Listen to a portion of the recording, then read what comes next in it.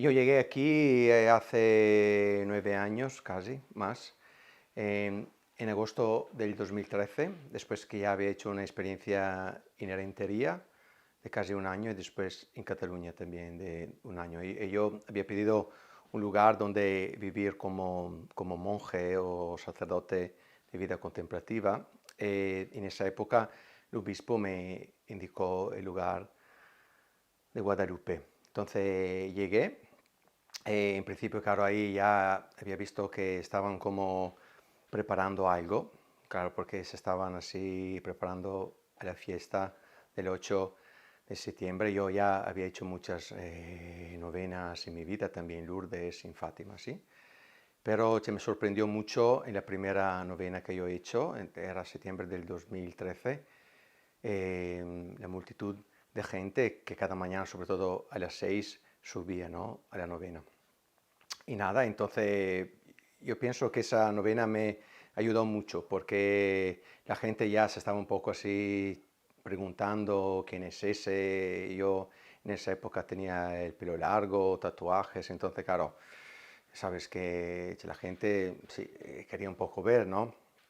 Y nada, entonces yo pienso que el escucharme en los primeros sermones o homilías ahí en la novena me ayudó mucho para hacerme conocer y también para ser acogido. Y de verdad, aunque en principio, claro, no fue fácil, claro, porque también el sitio te necesitaba muchas obras, un poco de arreglarlo.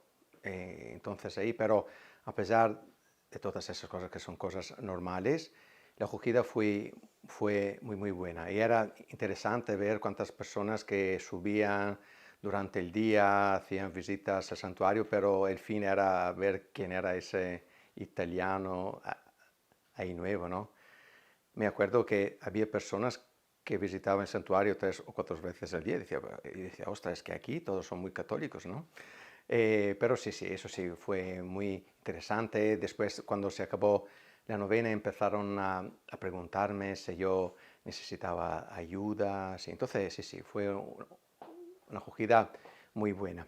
Y después, claro, el recorrido fue siempre mejor, aunque sí, a pesar de las dificultades normales de la vida. Lo que pasó es que ya a mitad del 2015 empezaron a enfermarse un poco mis padres, entonces ya ahí yo empecé a viajar un poco más a Italia. Esto hasta el 2019 lo podía arreglarse bastante bien, pero en el 2019, cuando se enfermó mi padre en septiembre, justo hace 3 años, ahí, claro, me quedé en Italia por 11 meses para cuidar a mi padre que tenía cáncer. Ahí también después empezó la pandemia, entonces ahí sí que fue una temporada bastante fuerte. Pero en esa época fue muy interesante que yo estaba en Italia, donde surgió la pandemia en principio al final de febrero. Fue muy interesante que yo sentía que tenía que hacer algo para los feligreses del santuario. Entonces empezamos a hacer esto, el direct en Instagram con la salve y fue precioso a ver cuántas personas que se conectaban los domingos. Es cuántas personas ahora siguen diciéndome que para ellos fue algo que le ayudaron mucho, ¿no? Eso. Entonces, aunque yo estaba ahí cuidando de mis padres, pero yo siempre he sentido Guadalupe como mi propio hogar, no como un simple techo. Y ahora, claro, después de 3 años que también mi madre me necesita y con la pandemia y todo, yo veía que no podía seguir cuidando bien las dos realidades, ¿no? Entonces he dicho, tengo que hacer una elección. He elegido lo que es más necesitados ahora, que es mi madre. Entonces, por ahora, esto es lo que yo he hecho en Guadalupe. Puedo hablar en euskera, ¿no? Bueno, nire euskera superega da. Bai. Ez da ondaribiko euskera pixka bat misto da. Orduan, para mí era imposible hablar el euskera que yo había estudiado el Barnetegui, porque el Barnetegui había estudiado un euskera y cuando yo vine aquí veía que era otro euskera. Entonces yo me preguntaba, pero es que hay varios tipos de euskera. ¿Hay? Hay muchos tipos de euskera. Bien, pero a pesar de eso yo empecé a estudiar euskera porque, como vosotros ya sabéis, ¿no? Yo antes de venir aquí había hecho de misionero itinerante. Prácticamente cuando he empezado a viajar haciendo experiencia por el mundo, que tenía 22 años. Entonces yo de 22 años hasta a los 40 años, cuando yo llegué en Guipúzcoa, he vivido en muchos sitios, ¿no? En todo el mundo. Y yo veía que es muy importante conocer o aprender un poco un idioma, porque un idioma es mucho más que no unas palabras o unas formas gramaticales, ¿no? El idioma es la esencia de todo un pueblo, ¿no? Es como un pueblo piensa, ¿no? Entonces es importante hablar un idioma porque así tú puedes pensar como piensan también las personas que viven en un lugar. Y también el ambiente puede influenciar un idioma, ¿no? Recíprocamente esto. Entonces a mí me parecía muy interesante cuando vine aquí que hubiera un idioma tan peculiar, porque el euskera es un idioma muy antiguo, ¿no? Entonces, para mí fue muy interesante estudiar el euskera también desde una perspectiva antropológica, ¿no? Claro, es que me ha costado mucho más que no otros idiomas como, no sé, como el catalán o el inglés o el castellano mismo, pero es que es muy interesante. Estudiar euskera casi te obliga a abrir tu mente, ¿no? Entonces, porque tiene otra estructura, otras formas de ser. Entonces, aunque yo no lo hablo perfectamente, pero ya entenderlo es muy interesante, ¿no? Entonces, después, claro, eso ha salido porque había hecho una entrevista que se puede hablar euskera con dos frases, ¿no? Gutxi gora behera e beti bezala. Claro, porque yo me veía en principio en situaciones, no sé, en el bar, así para conocer, ¿no? Con el clásico pincho pote, que tiene un valor cultural brutal. Veía que yo se contestaba Gutxi gora behera o beti bezala, podía estar en el grupo donde que se trataba un tema, podía también entender algo y también podía parecer que sabía euskera. Entonces, Gutxi gora behera y beti bezala, tú puedes contestar a cualquier pregunta. ¿Qué tal estás? Gutxi gora behera, beti bezala. ¿Ve? Lucho, ¿qué es lo que opina sobre la política? Gutxi gora behera, beti bezala. ¿Ve? Que cualquier cosa con estas dos frases y ya está. El último a mí me ayudaron mucho para aprender los idiomas, pero esto en todos los sitios donde yo he vivido, los chavales y los niños, ¿no? Porque, claro, ellos te pueden enseñar y también si tú no tienes vergüenza, puedes también, no sé, hacer horrores, pero ellos se ponen a reírse. Entonces, también con ellos fue muy interesante, sobre todo cuando yo estaba en Errentería, ahí entre ellos hablaban solo euskera, conmigo hablaban el castellano, ver que para ellos era mucho más difícil hablar el castellano que no el euskera, para mí eso fue muy interesante, ¿no? He dicho, mira, esto es el esfuerzo que están haciendo para ayudarme. Entonces eso también a mí me ayudó para poner todos mis fuerzas para aprender el euskera. Al final se hablaba un castellano euskera, entonces, pero bien. Bien, entonces yo siempre yo siempre digo eso, que si uno nunca ha vivido una novena en Guadalupe, no puede saber de lo que estamos hablando. Entonces yo te lo siento mucho, pero las personas que van a ver esta entrevista, si ellos saben de qué es una novena en Guadalupe, me pueden entender. Los otros tendrán solo informaciones. Ya está, o puedes estar invitados a participar o ir en YouTube, que hay 3, 4 años, me parece, ¿no?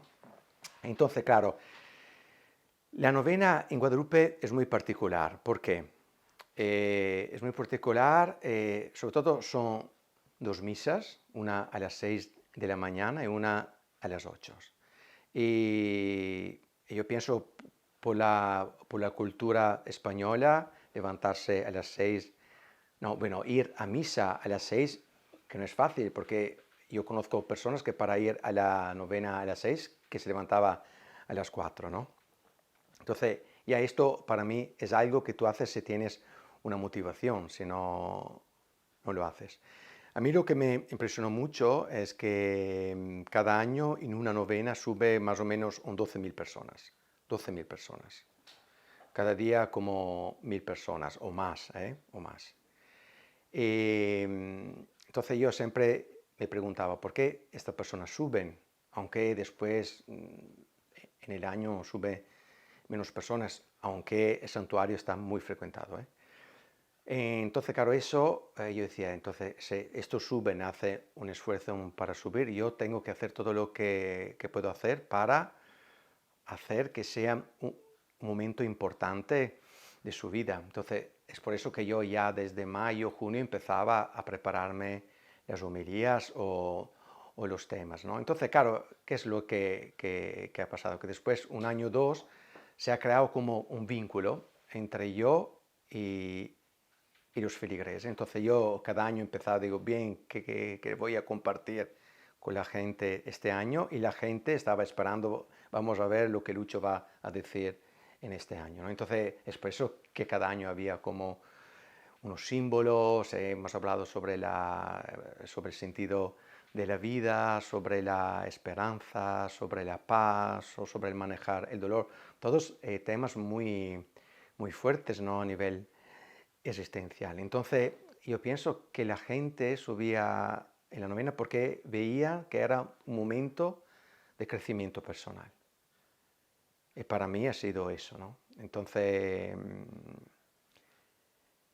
las novenas son una temporada que la gente se regalaba para crecer, ¿no? Entonces, es por eso, porque yo pienso que la gente no se gasta el tiempo en tontería, o lo puede hacer, pero por un ratito, ¿no? Yo este año era mi 10ª novena, aunque cuando estaba la pandemia, cuando habían cortado todo eso de las fiestas, pero la novena siempre ha seguido, con pandemia o sin pandemia, con tickets o sin tickets, ¿no? Pero la gente subía igualmente. Yo pienso que las dos novenas en la temporada del COVID ha sido de verdad una luz, ¿no? Para muchas personas. Yo me acuerdo de un chaval que subió, era el 2020, el primer año que había la pandemia. Este chaval, que tenía 17 años en esa época, 16, cada mañana yo lo veía a la novena de las 6, cada mañana. Y yo al final, somos amigos en Instagram, porque claro, hay amigos en Instagram, amigos fuera de Instagram, ¿eh? Bueno, hay diferencia. Este es amigo fuera y también dentro en Instagram.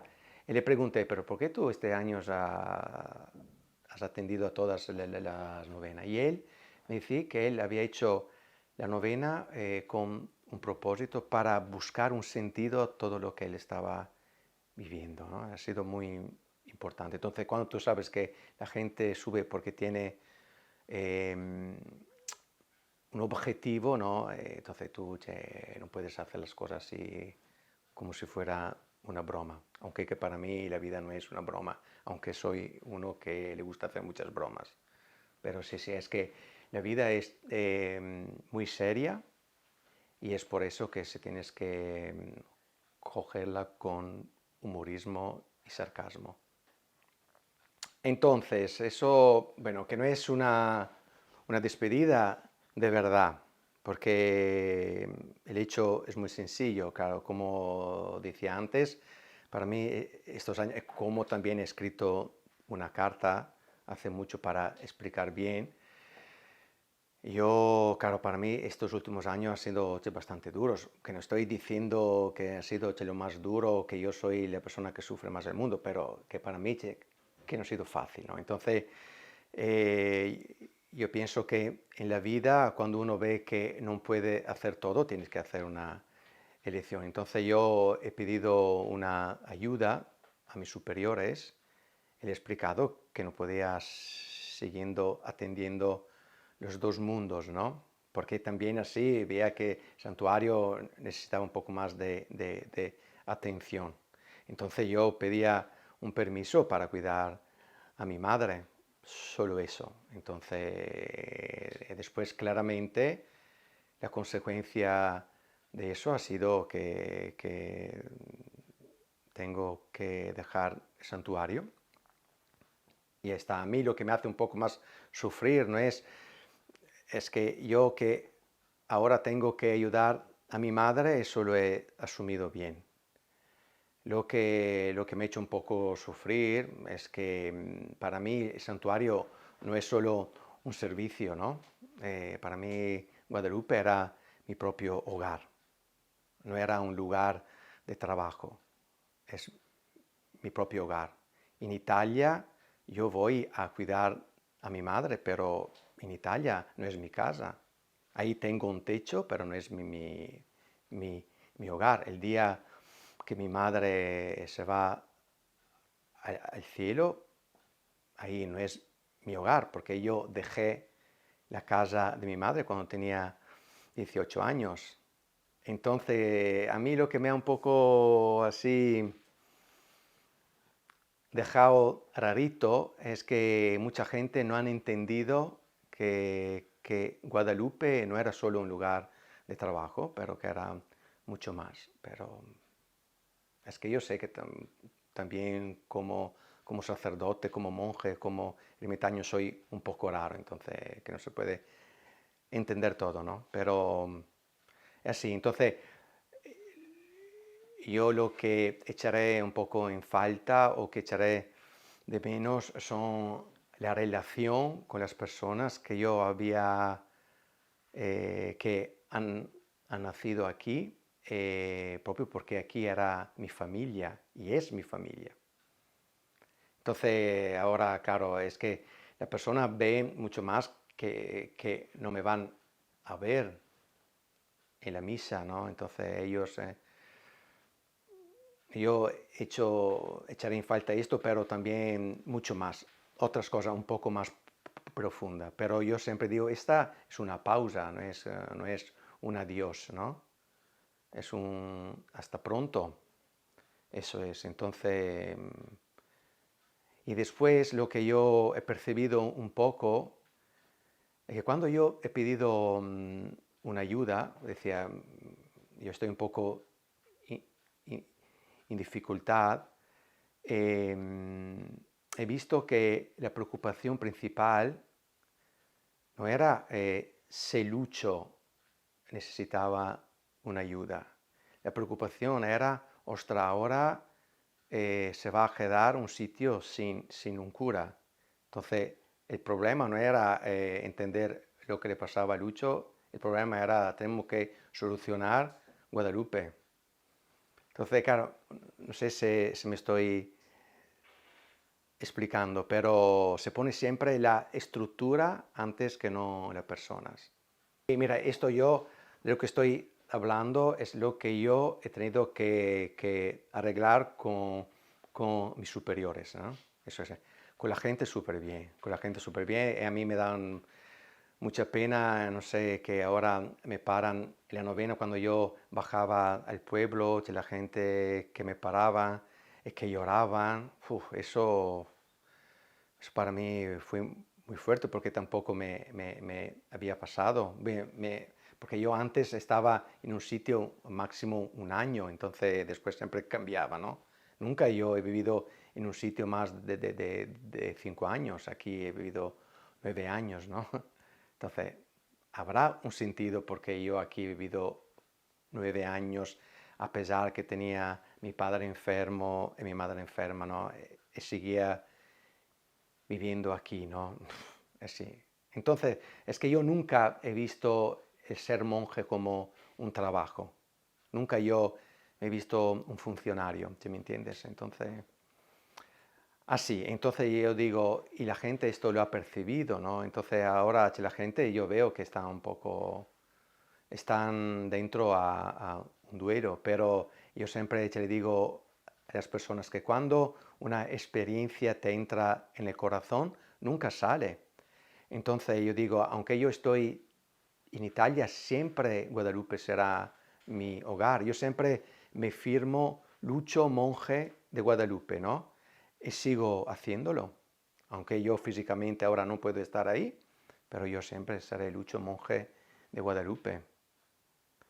Eso. Pero sí, sí, yo te digo, el cariño que yo he sentido en todos estos años, es que se está concretizando en esos días, yo nunca me lo hubiera imaginado, ¿eh? Y las cartas que me están mandando, digo, preciosa, ¿eh? Sí, sí, eso yo digo ahí, bendecido. En estos días, ¿no? Estaba un poco pensando que dentro de poco haré mi última misa, ¿no? Entonces digo, ostras, que ahí todo el mundo se va a esperar que yo te diga algo. Nada, solo que yo en estos años siempre, antes de el lugar, que el sitio es precioso, que el lugar es precioso, pero yo siempre miraba más a los ojos y a los corazones. Para mí el santuario no son piedras, son ojos y corazones. Y muchas personas saben lo que hemos vivido ahí. El santuario es mucho más de lo que se ve y de lo que parece, por suerte. Hay un mundo inmenso y enorme. Y yo viviendo ahí he entendido por qué es un lugar tan importante. No sé si tú te acuerdas, ¿no? Que había unas frases en la iglesia que era de una novena, no sé si era el 2016 o 17, las semillas era, ¿no? Y yo después de un mes de la novena quería quitarlas. Y justo el sábado que quería quitar esas frases, se acercó una persona y me dijo, es que ricasco Lucho por esas frases, porque yo hace una semana estaba hundida y vine aquí en el silencio de Guadalupe y levantando los ojos cayeron en una de esas frases. Tú no puedes saber qué luz ha sido esta frase para mí. Entonces, claro, ahí fue un signo, entonces yo dejé esas frases hasta ayer noche que la quité todas. Entonces, eso sí que es importante, ¿no? Que todo lo que ha pasado ahí ha tenido un sentido. Y yo pienso que también esa temporada tendrá su propio sentido. Entonces, lo único que me gustaría decir a la gente es que el regalo más grande que te puede hacer la vida es abrir los ojos y ver la realidad por lo que es. Entonces, os deseo que cada persona que va a escuchar esta entrevista pueda abrir los ojos. Porque un hecho es estar vivos o existir, un hecho es estar despiertos. Entonces, espero que todo el mundo se pueda despertar o espabilar también un poco y ver cuáles son las cosas importantes.